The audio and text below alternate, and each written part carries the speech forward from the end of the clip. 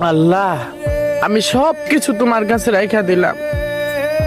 তুমি তো জানো ভাই বেরাধারণ বলে শুনো রে কাহালিয়া। তুমি তো জানো আর ভাই আমার উদ্দেশ্যটা ছিল কি, আমার মনের ভিতরে কি ছিল। আমার মনের ভিতরে তো কোনো খারাপ কোনো উদ্দেশ্য ছিল না।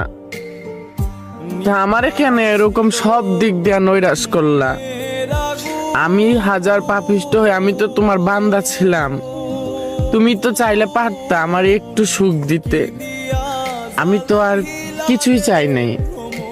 তুমি ধীরে ধীরে ধীরে ধীরে ধীরে ধীরে আমার কাছ থেকে সবকিছু কেড়ে নিলা, সবকিছু দিয়েও কেড়ে নিলা।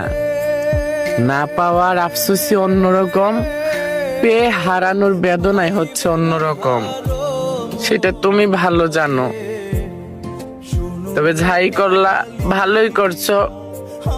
জীবন যতদিন চলে চলুক, তবে কখনো কিছু মানুষকে কখনো আমি ক্ষমা করব না। শুনো রে কাহালিয়া। তাদের ক্ষমা করলে নিভা ছিল আমার নিজের সাথে নিজের অবিচার হবে।